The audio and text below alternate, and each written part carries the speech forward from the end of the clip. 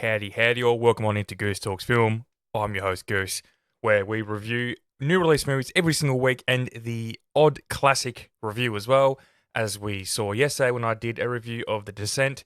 If you didn't listen to yesterday's episode, just a quick little update. If you want to listen to more of the in-depth, just listen to the very start of The Descent review, even if you don't want to listen to the rest of it. I talk a bit more in depth where I've been the last couple of weeks. I had a passing in the family, and I'm also currently waiting for my second child to be born.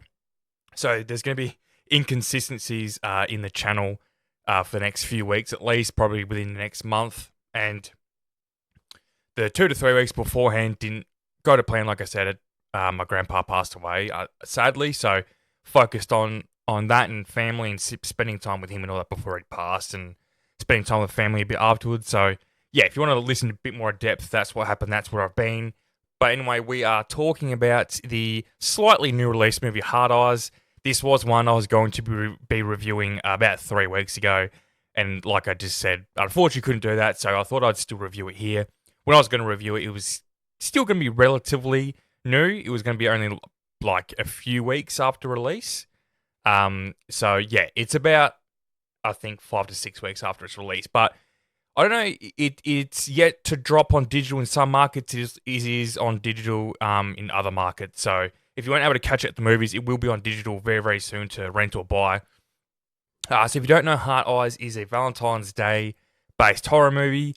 I don't know about you guys, but I do love specific holiday based horror movies. I think they're just really fun. It can come up with some really good ideas. Not so much like, what was that turkey movie, Thanksgivings, or whatever it was called about the killer turkey, but the slash movie Thanksgiving from 2023. Prime example of a holiday that doesn't really go toe-to-toe with spooky vibes or your usual horror stories or anything like that. I mean, Halloween's the clear one. Christmas has been done since the 50s and 60s. It's been used because, the idea of Santa being quite a creepy story when you really think about it and do research on it in isolation and its origins and all that. And obviously Krampus as well. So Halloween and then Christmas have been kind of the two holidays, and there has been Valentine's Day based movies in the past. Same as Thanksgiving. A few Easter, not really a lot on that end. Obviously, My Bloody Valentine being the biggest and most popular Valentine's Day based horror movie. Typically slasher, because slashers as a subgenre do love to focus on certain holidays more than any other subgenre of horror. It just fits in well. I mean, all you need is a killer that is based around something to do with that holiday, if it be a founding father like Thanksgiving, or it be a Santa Claus or a Krampus type character with Christmas. It's just easy to do. This isn't your run-of-the-mill slasher movie. It is, I would say, 50-50 horror and comedy. It's not your usual slasher that's 60 to 70 serious and 30% comedy, sometimes unintentional comedy with a bit of goofiness. It's usually a bit more serious. But this is definitely a 50-50. If you are looking for a movie with very graphic violence and really cool, interesting kills, but then also some other scenes that make you laugh. There's some really funny characters, some funny dialogue, and some silliness. Then this is up your alley. If you love your horror comedy, this should definitely scratch that itch. And like I said, if you do love holiday-based horror, there's no reason to skip this one. Now, I'm not saying this is a perfect movie. I will talk about the positives and the negatives a bit more when I get to the spoiler territory. It is very fun. It's a cool and different looking character. The origins and the reveal might not be fully original and interesting and executed well, but it is a very fun movie. I think the two leads of Olivia Holt and Mason Gooding are very likable. They have great on-screen chemistry. And what I was saying about this not being a traditional slasher in the sense of it's 50-50 horror comedy, there's been loads of 50-50 horror comedy slashers in the past. For one, I prefer my slashers to be as serious as they can, with the goofiness maybe coming from a few of the kills and a bit of silliness here and there, and sometimes unintentional funniness and goofiness and silliness is quite entertaining as well. Like some of the really bad Texas Chainsaw sequels, Halloween, Friday the 13th, Elm Street, all the later ones in the franchise got sillier and worse, and they're kind of good viewings in a different way. Not in like a traditional sense, but this is also different in the way that it is not your typical slasher where it's a group of people. You know, it's usually 3 to 4, upwards of 7 to 8 people. They're killed off one by one, and usually have your final girl. Sometimes it's a couple, sometimes it's a final guy, but it's usually a final girl in terms of slashers. This has other kills around it. Obviously, it's not a movie with no kills, but it solely focuses on not even a couple. There are a couple of two. I'm confusing the shit out of myself. They're two people that aren't a couple. They're kind of working for the same company. One's internal, one's external, and they kind of have a meeting on Valentine's Day to kind of fix the problem that Olivia Holt's character's kind of created with their campaign for their ad. And they clearly have feelings for each other, and it takes place over 24 hours, essentially. And it really just follows this couple, soon to be couple. And there's not a group of people. There are kills, but they're kind of just red shirts, people that don't really matter. I'll jump into that when I get into the spoiler territory. But yeah, it's not your typical slasher in those sense. Like I said, it's 50-50 comedy and seriousness, horror. But then also, it just follows this couple. Like, it's kind of, not that Jeepers Creepers, I would say, is a slasher as such. But that's obviously a horror movie that really focuses on just two people, a couple. There's other people that get killed in and around them, but they're usually red shirt characters that don't really mean a lot. They're kind of just fodder to be killed on screen to give the audience what they want. It's I wouldn't say it's a complete whodunit. There is a killer and there is a reveal. I mean, it's quite obvious. It's not just going to be a Michael Myers or a Jason Voorhees or Freddy Krueger situation where it's just a killer. There is a reveal on who the hard-ass killer is. But yeah, that's what I'll talk about in terms of spoiler-free stuff. Yeah, if you're looking for just a really fun hour and 40-minute horror movie to watch, I don't see any reason for you to skip this. If you are a horror fan, this isn't going to convert any non-horror fans into loving horror. That's not it. We had a few of them last year. I actually converted one of my friends into horror when I suggested about 3 or 4 horror movies that were all released last year. They're now going back and watching horror movies from all different eras and decades and all that. They love horror now. Just, they got unlucky. The few horrors that they watched early on were just shit. They relied on violence, blah, blah, blah. But I recommended Heretic. I recommended The Substance. I recommended Late Night with the Devil, Infested, and Oddity. And they ended up watching them all, but they said they were already converted by the time they watched Heretic and Late Night with the Devil, which were my top 2 from last year. So yeah, Hard Eyes isn't going to be on that list for this year, I don't think. If I had another friend to suggest 3 or 4 movies from this year to try and convert them into loving horror like I do, this isn't it. But it is really fun, I think.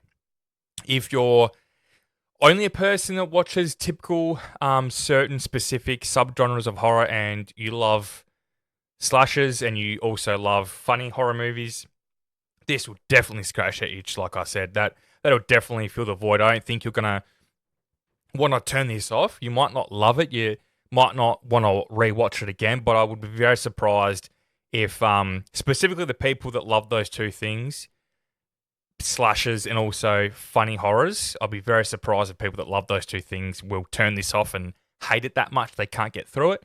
And like I said, the 2 leads are great. You have some we'll have a horror icon in here being Devon Sawa, who has been in the Chucky TV series, obviously famous for the first Final Destination movie. He's been in and out of horror more lately, like the last 6-7 years. He's jumped back into it. He's become a horror icon now. So he plays a cop in this. And like I said, you have 2 up-and-coming actors. You have Olivia Holt and you have Mason Gooding, who's becoming a Scream king as such. He has been, well, pun intended, kind of. He was in Screams 5 and 6. He has also been in, I feel like there's another horror that he was in. I feel as though I need to, I'm just, sorry sorry, just for the listening viewers, I'm looking at his filmography. I feel as though there is one more horror that I'm missing out on. Oh, it's not really a horror; it's a thriller. But he does play the boyfriend in Fall, who turns out he was having an affair with the main girl's best friend, who ends up dying. So, yeah. So he's becoming of sorts. He's now done, two not very different, but two separate franchises in horror. So a few more, and he is a horror fan. He said in the past he's been on Dead Meat before, and he's watched a YouTube channel for years. So he's clearly a horror fan. You wouldn't be watching Dead Meat if you aren't. And if you're not aware, Mason Gooding is the son of actor Cuba Gooding Jr. and obviously the nephew of is Omar Gooding, who's not as big as Cuba, but he's a good actor in his own. Now, whatever you think of Cuba Gooding Jr. with his latest problems with the law, don't let that interfere with Mason. He's a very likable guy, as much as you can tell from celebrities and not putting them on a pedestal or anything like that. He does seem very genuine. I've listened and read a lot of people online saying they've met him at conventions and at premieres and all that, and he's such a down-to-earth, genuine guy. He's so friendly. He's very funny in person, like he's in this movie. He is very, very funny. I wouldn't be surprised if he gets more romantic comedy roles in the future, because I think he's a good-looking dude. He has a perfect balance of being very good-looking. He's shredded. He's very charming, but he also has that very goofy, silly side to him, where he's a bit of a goofball, which I think is a great balance, especially for horror comedies and also romantic comedies. I think he's got a very big future in front of him. He's a year younger than me. He's 28, so he's got a big, big future. He's already been part of a massive franchise in Scream, who is becoming one of the, like a Randy Meeks type character that he's appearing in multiple films. So yeah, he's going to be around in that franchise hopefully for a while. And we have Olivia Holt, who's an up-and-coming actress. She's done a lot of TV and other stuff. We also have, Jordana Brewster, who most people would know from the Fast and Furious franchise, being Paul Walker's character's love interest throughout the films, and Vin Diesel's sister, I do believe. I've lost touch with the Fast and Furious franchise. I think it's become utterly ridiculous. But anyway, I'll leave it there for the spoiler-free stuff until I jump into the complete spoiler territory. So, yeah, make sure you pause it here, you go watch the movie, and you come back and listen to it so nothing gets spoiled for you. And yeah, you see if you share my thoughts. Let me know down in the comments or in a review or even a DM. And making sure you're following me on all social media so you can do those types of things. So I love having discussions with people about these movies. This is why I do this podcast. I just love hearing other people's opinions, and if they agree or disagree with me, I just love having conversations about movies with people. So yes, we are in the spoiler territory for Hard Eyes. Like I said, horror comedy, and as I do here on Goose Talks Film, I always read the full plot synopsis. This one's not too long. It's a tad longer than The Descent, which I did yesterday. So please bear with me while I read the entire...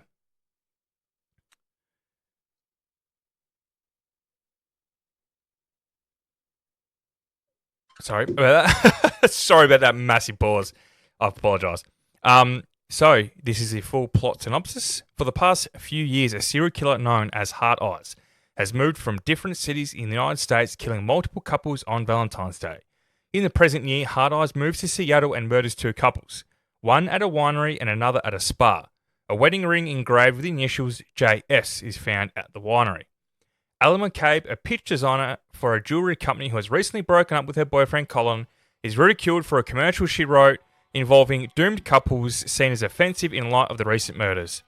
Ali's boss, Crystal, orders her to work with consulting advertiser Jay Simmons, whom Ali had encountered at a coffee shop earlier. Jay suggests they have dinner that night to gain inspiration, and Ali's encouraging friend Monica helps her pick an outfit. Ali and Jay meet at the restaurant, but Ali grows hostile as they question each other's views on love.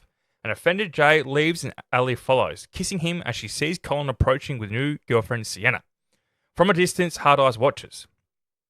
The two of them reconcile and take a cab to Ali's apartment, where she realises she forgot her key and Jay helps her break in, cutting his hand in the process.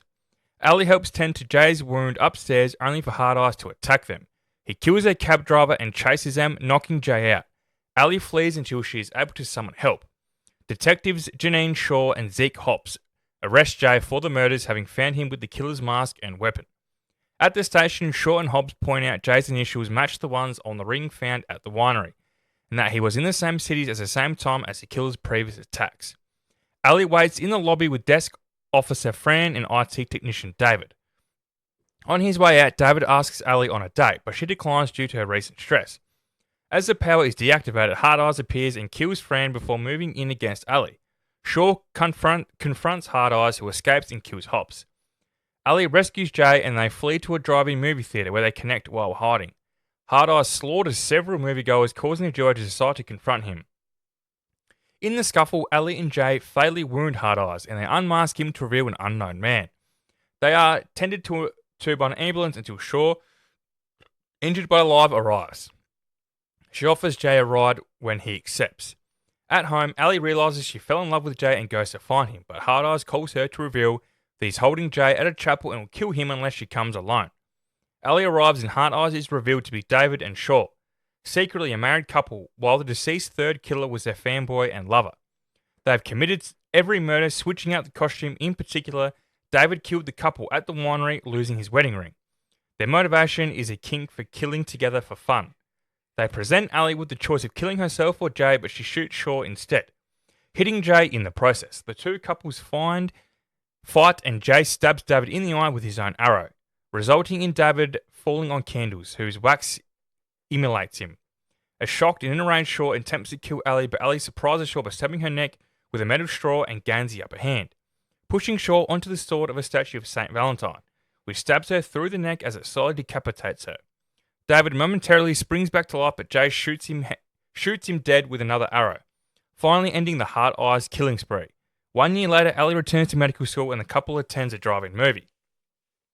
Jay asks Ali to move in with him, but she instead proposes and he accepts. In a mid-credit scene, Ali receives a sinister phone call, which is revealed to be a prank from Monica. As she congratulates the couple, the call is cut off.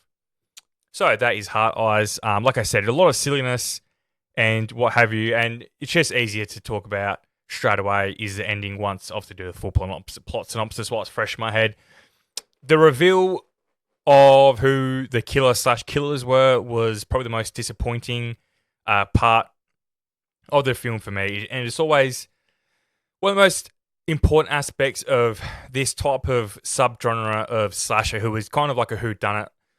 There's kind of, in terms of the killer, there's two types of subgenres. It's kind of, like I said earlier, Michael Myers, Jason Voorhees, Freddy Krueger.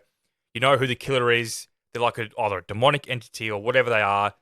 It's not going to be revealed that it's a character other than, I know in one of the Friday the 13th, I think it's 4 or 5, it's revealed that it wasn't the real Jason at all. It was just a guy getting revenge for his son being killed. But then you have your other slashers, which are whodunits. Like Scream, obviously, is probably one of the most famous ones to do that. A lot of the teen slashers in that era, in the 90s, and also it's becoming quite a popular thing again now, which I love. I do love the slashers. I love both, but I do love a slasher when you guess who the killer is. A bit like Thanksgiving, I thought it had a really good reveal and a good motive as to why that person was revealed to be that killer.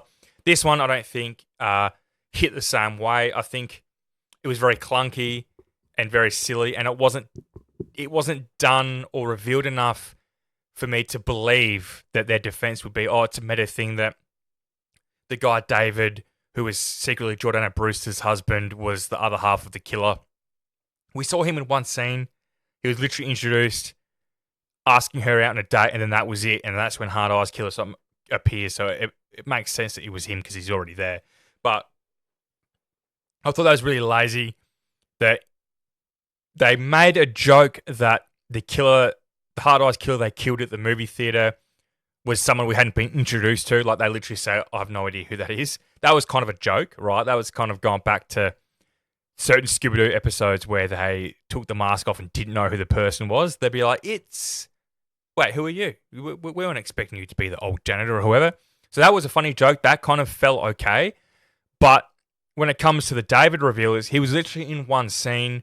There wasn't enough hinting for the audience to make like an actual genuine guess as, it could be him because of this, and this. Like, other than Jordana Brewster surviving, and as soon as I saw her pull up with just her arm in a sling, I'm like, well, that doesn't make any sense because we heard gunshots and Hard Eyes wasn't injured at all before he killed Devon Sawa and then tried to kill Mason Gooding. So that reveal straight away as soon as she offered to give Mason Gooding a lift home, sorry. I knew it was going to be her. I'm like, well, okay, well, I'd love to hear the reasoning why and how it was her. Like, how could it have been her in certain scenes? And then it was like, okay, well, what was her relation to the guy that was killed at the movie theater? Or drive-in theater, I should say. Then it's revealed that it was that David guy that was the tech guy, and they were the thruple, pretty much. The reveal really fell flat, and then Jordana Brewster's acting like a psychotic killer, that they were doing it for like a thing to turn them on, like a fetish, a sexual fetish, that they love killing people and, it turns them on and they have sex with her acting as that psychotic reviewer. It was kind of like she was trying to do Laurie Metcalf from Scream 2, when she becomes like a full psycho out of nowhere. But that made sense to her character because she was a bit creepy and a bit goofy and a bit over the top before reveal, and the acting was just much better and kind of fit the tone and whatever. Jordana Brewster was trying to do something very similar here, and it fell completely and utterly flat, and her acting was atrociously bad. And I'm not putting that down to, it was meant to be because it's a slasher comedy, blah, blah, blah. Like, the thing that goes against that is Mason Gooding's acting fits perfectly and tonally well with what the movie was trying to do. And I don't think it was being meta in that sense. It just, if that was the case, it wasn't clear enough. I think that's just a silly excuse to make up for Jordana Brewster's acting. And the guy that was playing David wasn't as bad. I thought his was a bit silly as well. But the chapel scene was disappointing because the chapel was a rundown old chapel. It was dusty. There was leaves and dirt on the floor. There was graffiti on the walls. It was dark. It was only lit by candles.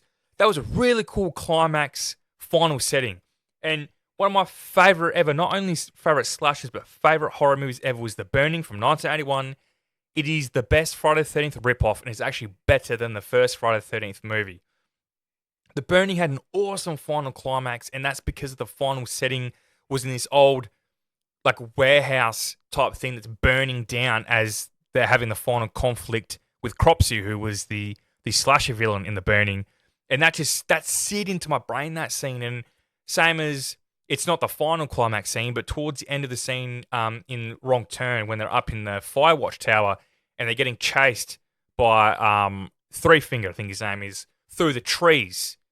And it's a really cool, different scene. And that's what slashers and horrors do really well is, yeah, the movies themselves might not always be great, but if the climax scene or a really good one of the final scenes, it sears into your brain, and that's what you remember about that movie. And I feel as though this movie could have had that with the chapel scene, because it was a really cool setting.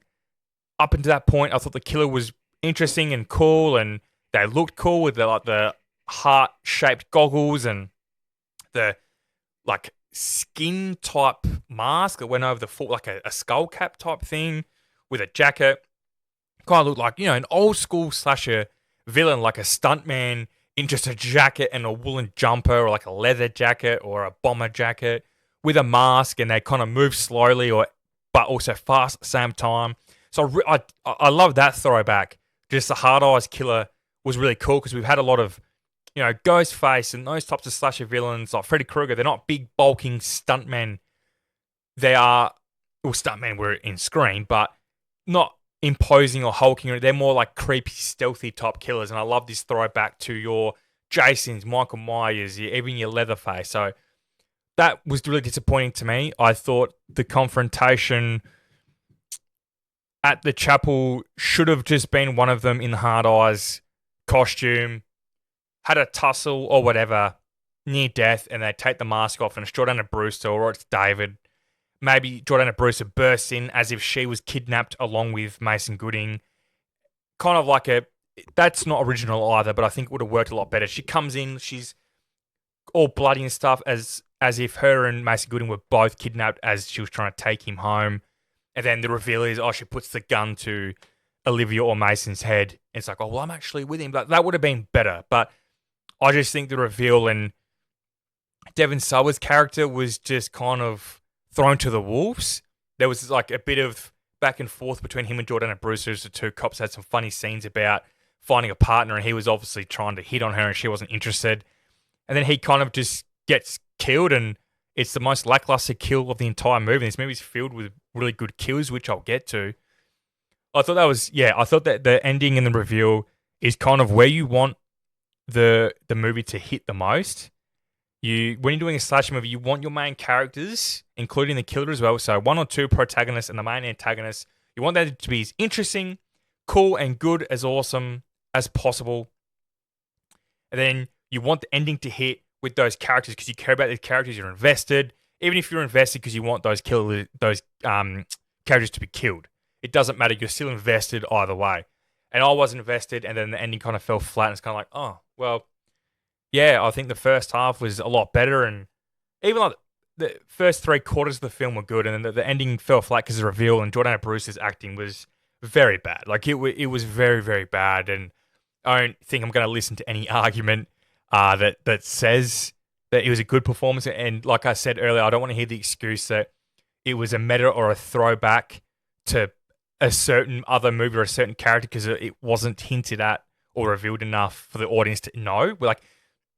We need to be given enough information, even if it's subtly, but we still need enough information to get the reference or what's the point where he's going to think, like I do, that it's shit.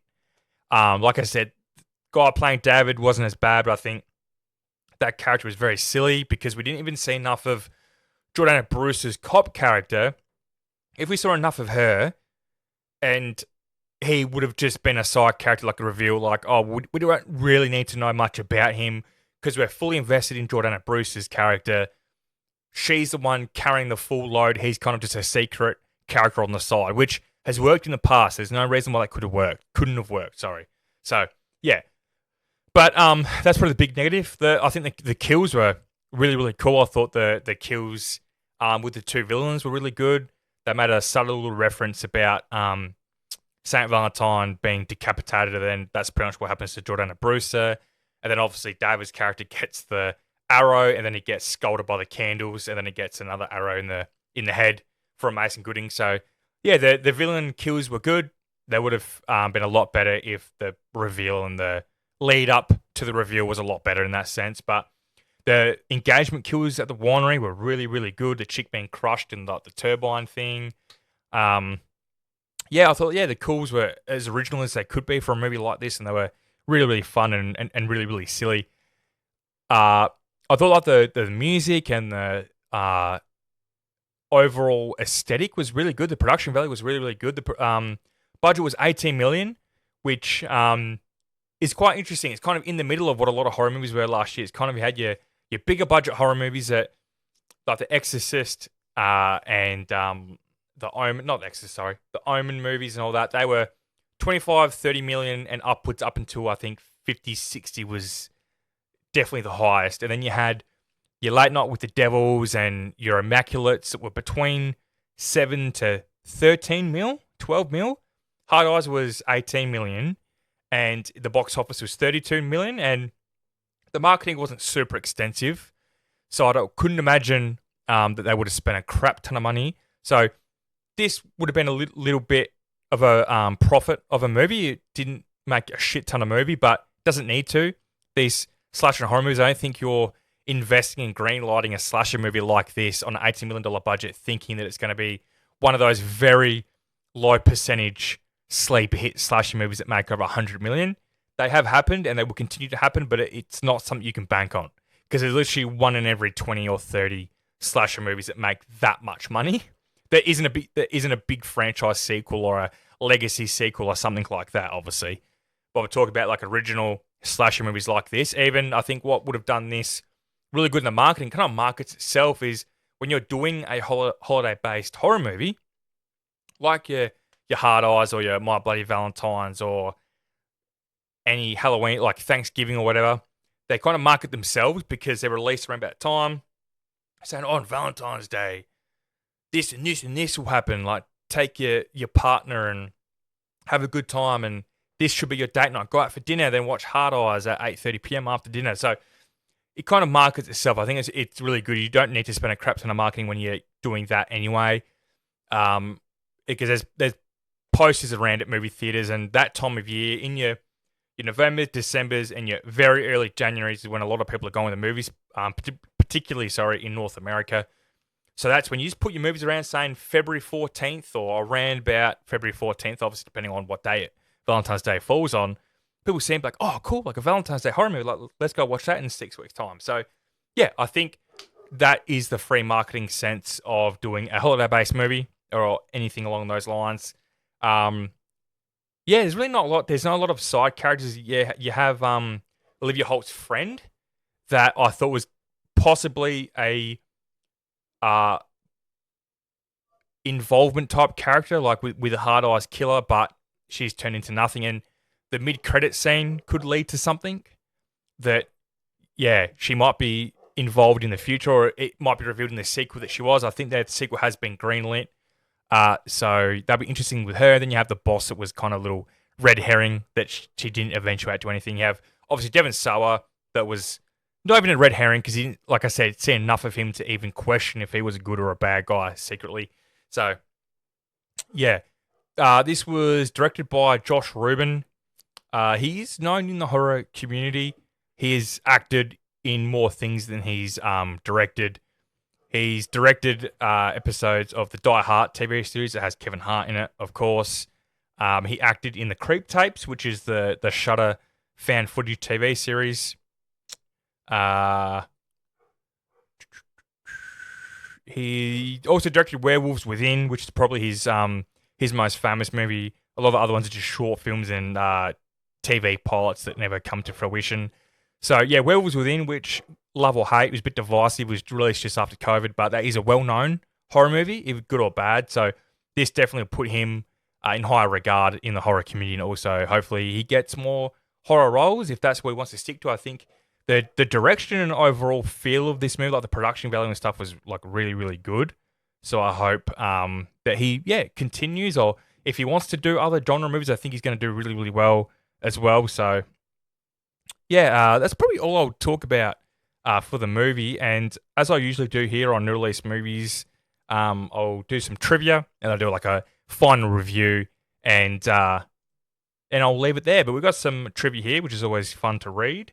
The mask designer for Hard Eyes special effects artist Tony Gardner also created the killer masks for Freaky, Happy Death Day, and Totally Killer. So that is very, very funny because I don't think there's many other connections to those movies other than the VFX, like the mask being created. But when I was watching this, the way it was directed, the cinematography and the lighting, all that type of stuff, the music, it made me think of Happy Death Day and Totally Killer, not Freaky, because I enjoyed it, but it's not really a movie that I would think about a lot. Whereas Happy Death Day and Totally Killer were two movies I really enjoyed and I have rewatched since.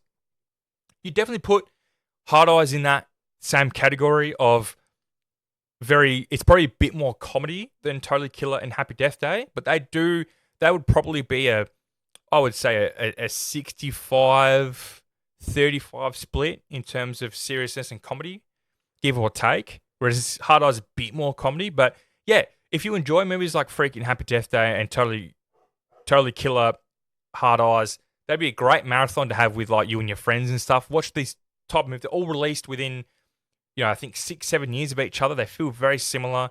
They're featuring young people with a killer, with something attached to it. So Freaky is kind of like a Freaky Friday, like a body swap movie. Happy Death Day deals with Groundhog Day. Totally Killer is time travel, and you have Hard Eyes, which is Valentine's Day. So they all have specific key plot things. So yeah, that's funny because I really did think about Happy Death Day and Totally Killer whilst I was watching this, which is a positive thing. I forgot to bring this up, but yes, the two detectives investigating the Hard Eyes killer murders are named Hobbs and Shaw, a reference to Fast and Furious. The screenwriters confirmed that had always been the case even before Jordana Brewster, who has played a large role in the series, was brought on as Detective Shaw. It's a weird reference for a slash movie. There's nothing to do with horror at all, and also Hobbs and Shaw aren't both cops in that franchise. So that was, it's a weird reference. I thought maybe it was because Jordana Brewster was in it, and even then she doesn't really have a lot to do with Hobbs and Shaw. So Yeah, it's a weird reference, but it was funny. It did make me laugh. Director Josh Rubin said that he wanted all the romantic moments to feel as Nora Ephron as possible, while having the horror moments feel as a Wes Craven as possible. Yeah, I could definitely see the Wes Craven influence on this for sure. Again, that's a positive. Anything Wes Craven or John Carpenter or any of these classic horror directors, when they're influencing these types of movies, is a very positive thing. A news ticker early on in the film mentions the remains of a mailman being found under a bed and breakfast in Vermont. A nod to director Josh Rubin's previous film, Werewolves Within. There you go. I've only seen that movie once when it came out in 21, so I didn't get that reference, but that's cool. I like when directors do that. Detective Hobbs is played by Devon Sawa, a horror movie legend who's known for being Casper the Friendly Ghost and Alex Browning in the Final Destination series. Yeah, I forgot, of course, Devon Sawa being Casper, which is another... It's a family kid horror movie, but it's still a horror movie. The writer of this film also wrote Freaky, It's a Wonderful Knife, and Time Cut. Okay, so there's a connection to Freaky. And It's a Wonderful Knife is another movie that I put in the same realm as the movies I just mentioned, like Freaky and Totally Killer and all that. It's a holiday, it's Christmas based, and it's also a whodunit, and it's comedy and horror. So yeah, that's another one. Time Cut I have not seen. I'll check that out after this side, but It's a Wonderful Knife was definitely, if you want to have like a movie marathon weekend with friends or your partner, and you want to focus on these, that'd be great, mate. That'd be a super fun marathon to have. That would be really fun. The movie playing at the drive-in is His Girlfriend Friday. Hard Eyes was released on Valentine's Day 2025, which falls on a Friday. Well, there you go. The criminologist in the opening montage is named S.P. Wampler as a tribute to the late journalist and podcaster Scott Wampler. Oh, there you go. That's nice. I don't know who that is, but that's a very touching thing to do. Hobbs jokes about losing his balls in his first scene, foreshadowing his death as he later gets a machete in his groin. Still a bit lackluster, though. I feel as though that could have been done a lot better. In a scene deleted from the final cut, director Josh Rubin is killed off by getting a ninja star complete with heart-shaped decals to the face. That would have been fun and silly. That would have been a cool little moment cameo for the director. Hobbs speculates the killer has to be male, but Shaw tells him that it could equally be a female. Later on, it turns out Shaw was one of the killers. Yeah. As soon as she said that to Devon Sawa, when they were looking at the chick that was literally grinded to a pulp at the winery, I thought, surely it's not going to be her, because that's just... Usually when they do that, it's a red herring throwaway line, right? That it usually, when they say that, doesn't mean to him. That's what made me think that it was her. I'm like, oh, don't know. But it was. Shaw, after being revealed to be one of the killers, talks about how she loved the story of St. Valentine lost his head. Shaw ultimately dies after getting beheaded by the sword on the St. Valentine statue. Yeah. As I mentioned earlier. Director cameo. Josh Rubin, the man at the drive-in that yells for someone to call 911. I don't specifically remember that scene or what they look like, but I remember the overall scene. But that's interesting. That's really cool. That was actually really fun trivia. That's some of the best trivia I've read in a while. So yeah, that's it for Hard Eyes, guys. I hope and wish that you enjoyed the podcast, and if you enjoyed the movie or if you didn't, let me know down in the comments or in a review. And as I always say, making sure that you follow me on social media, keep up to date. Sorry, I was ghosting everyone on social media with my family issues and updating about obviously being a dad for the second time. Still waiting, hopefully soon.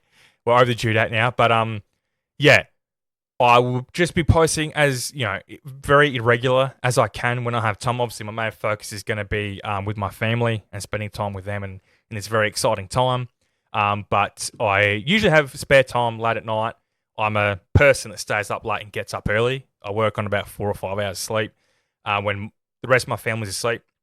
So that is when I watch movies, and then I record and post the following day or two. So that's what will happen. And so I apologize for the irregularity, but making sure that you're subscribing, following, keeping up to date with everything on YouTube, wherever you listen to podcasts, and on social media, so you don't miss a new episode.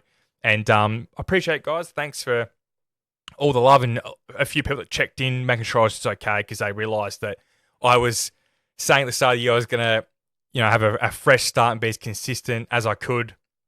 And obviously I ghosted everyone for a few weeks, and some people were worried, but I am okay. Appreciate all the love and support, guys. But I'll leave it there for the Hard Eyes review. Like I said, stay tuned, making sure you have notifications on so you don't miss the irregular updates that I'll be posting. So, as always, make sure you support your local cinema guys and making sure you watch those movies. I'll catch you later.